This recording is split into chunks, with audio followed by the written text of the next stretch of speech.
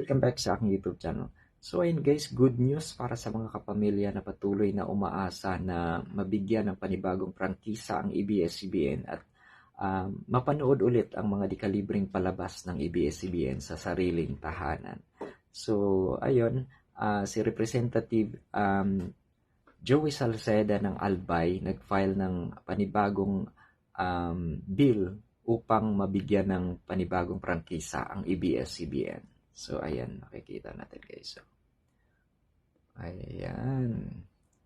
So, alam naman po natin na ang ABS-CBN, grabe, pang world class yung mga shows no, ng ABS-CBN. Ang gagaling ng mga artista, no, ang gagaling ng mga director, no, kaya talagang kaabang-abang ito, no. So, ayan. So, nag-file ng panibagong bill ngayong araw si Representative Joey Salceda upang mabigyan ng panibagong prangkisa ang ABS-CBN. The Securities and Exchange Commission and the Bureau of Internal Revenue certified that the franchise grantee did not violate ownership restriction and did not have pending tax liabilities, bahagi ng House Bill 11252 ng kanyang na-file. Ayan, so makikita rin natin dito sa post no, ng ABS-CBN. Ayan. So, pahayag ng ABS-CBN kaugnay ng mga panukalang batas sa Kamara para mabigyan ng media company ng broadcasting franchise. So, sabi dito, while we were not aware of Representative Joey Salceda's filing of a bill to grant a broadcast franchise to ABS-CBN today, we're deeply grateful for his support and belief in ABS-CBN's contributions and mission to serve the Filipino public. We would also like to express our sincerest thanks to Representative Gabriel Bernardo Jr., Arlene Brosas, Franz Castro, Raul Manuel, Johnny Pimentel, and Rufus Rodriguez who have previously filed similar bills. No? So, ayun, di ba? So, talaga namang nakakatuwa no, kapag mabigyan ulit. No? Sana nga ma-push na ito no, kaagad no, para, di ba? So, marami pong matutuwa na mga kapamilyas. At marami ding makabalik na no, or mabigyan na ng trabaho. So grabe, libo-libo ang pwedeng magkaroon ng trabaho sakaling magbukas na ulit ang ABS-CBN. So nung nakaraang araw, no, so napadaan ako doon, ayun, nag-live ako doon sa paligid ng ABS-CBN. No. So first time ko rin napadaan doon sa tagal ko na dito sa Luzon.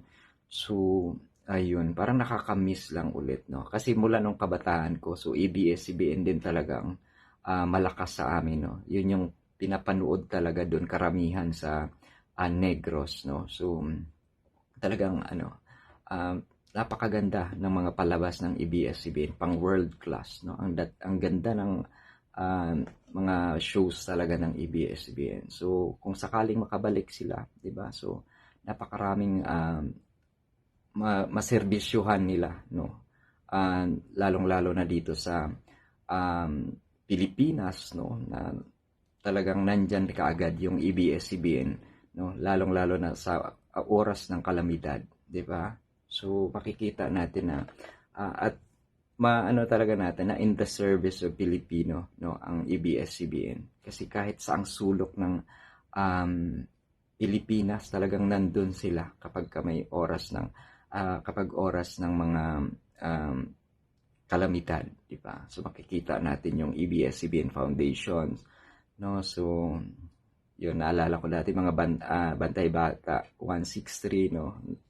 Yan parte ng yan. So ang mga palabas naman nila talagang tumatak talaga sa ating mga puso't isipan, no?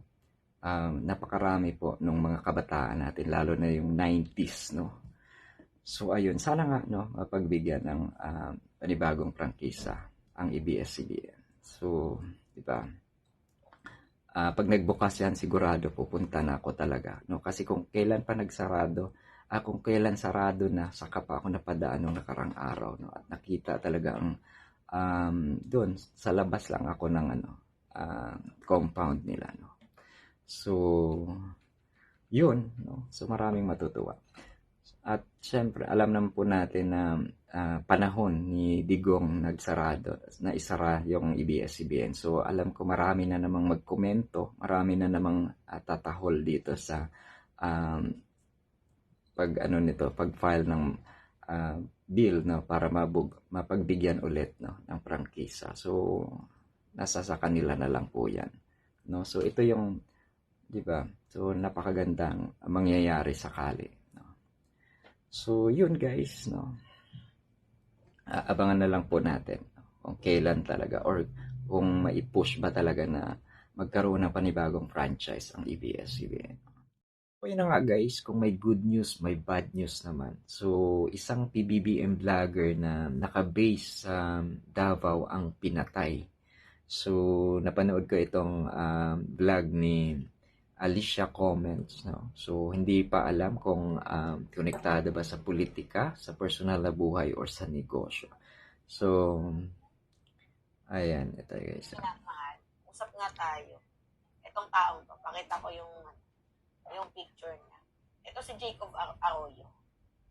Hello Pinky MA, kilala niyo yan?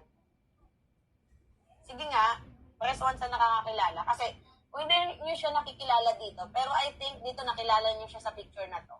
Or sa video na to, makikilala niyo siya. Isa po tayo, tulungan po natin ang Marcos Administration. Ako, nagpipigil pa ako pero sa nakikita, kababayan natin, na alam nila na mali, susuportahan pa nila. Mali na itong simbolo, mali pa niya siya Duterte at ang mga kampo nila. Suportahan niyo pa, di ba? Ako ngayon, sa gabing ito, idideklara mo na. Ako guys, susuporta na sa Marcos Administration. At hinihikayat ko na. So ayun. So dati daw kasi itong si Jacob Arroyo ay supporter ng mga Duterte. So ngayon nakita niya yung mga nangyayari, no. So sumusuporta na ngayon sa PBBM administration itong si Sir Jacob Arroyo. So condolence po sa buong family ni Sir Jacob Arroyo. So ayun. So yun, nabasa din natin ang mga comments dito, no, na hindi maganda, no.